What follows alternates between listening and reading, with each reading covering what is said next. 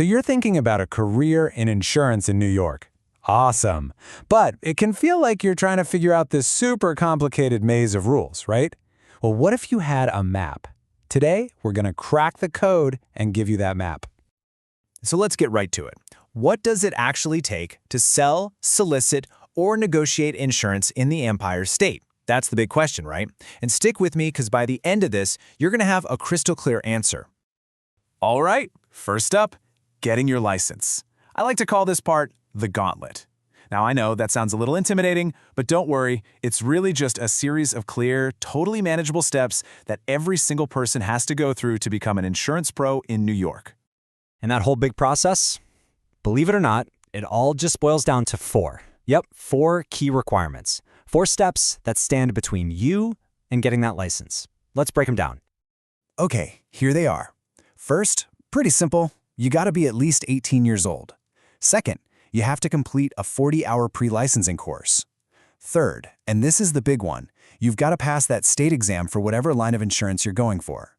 And finally, once you pass, and you will, you have 2 years to get your official application submitted. That's pretty much the core of it. Now hang on, there is a really important exception to that education rule. If you already have a professional designation, something like a Chartered Life Underwriter or CLU, the state basically says, hey, we know you know your stuff. This means you can skip that 40-hour course entirely. It's a great fast track for people who are already seasoned pros. Okay, let's keep building here. Once you're licensed, what are you actually allowed to do? Well, you have to learn the language of the industry. And that language is built around 3 very specific, legally defined activities. First up is to sell. This one's pretty straightforward, right? It's the core of the whole transaction. The moment a policy is exchanged for money on behalf of the insurance company. Simple as that. Next, we have solicit. Now, this is the proactive part of the job. It's not just about closing the deal. It's everything that leads up to it.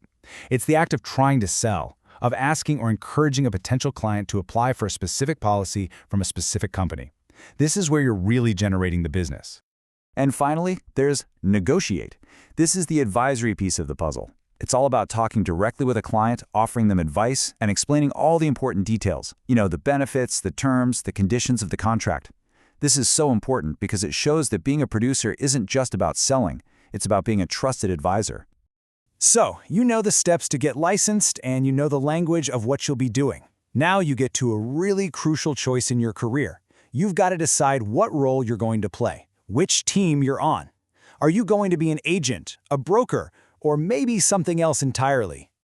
And that choice, that really big decision, it all comes down to one single fundamental question.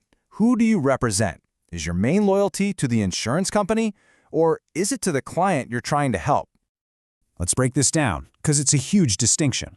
An insurance agent represents the insurer. They're an authorized agent for one or more specific companies. A broker, though, they represent you, the insured, the client.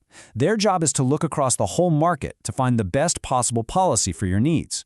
So if you're passionate about one company's products, being an agent could be a great fit.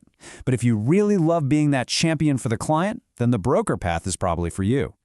But what if neither of those roles feels quite right? You know, what if you're not really driven by making the sale, but by just giving pure, honest advice to help people make the best choices? Well, guess what? There's a path for that too.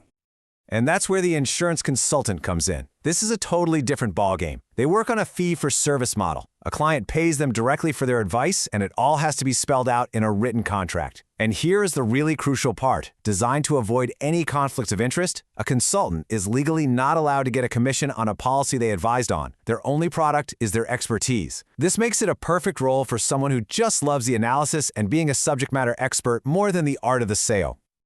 Okay. So we've covered the licensing process, the core activities you'll be doing, and the different professional roles you can take on. Now, let's zoom out for a second and look at the big picture. Let's ask the most important question of all, why? Why do all these rules and distinctions even exist in the first place? Well, it all boils down to this one really powerful phrase taken right from New York insurance law. The entire system, every single rule, is designed for one main purpose: to safeguard the interests of the insured. It's all about protecting the customer. So when you put it all together, what you really have is a system built on trust. The licensing makes sure professionals are actually qualified. The different roles create clear responsibilities. It all works together to protect the public from bad advice and build a marketplace where people can feel confident they're being taken care of.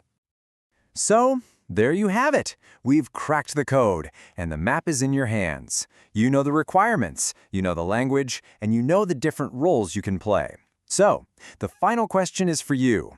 Now that you know the rules of the game, which path would you choose? Agent, broker, or consultant?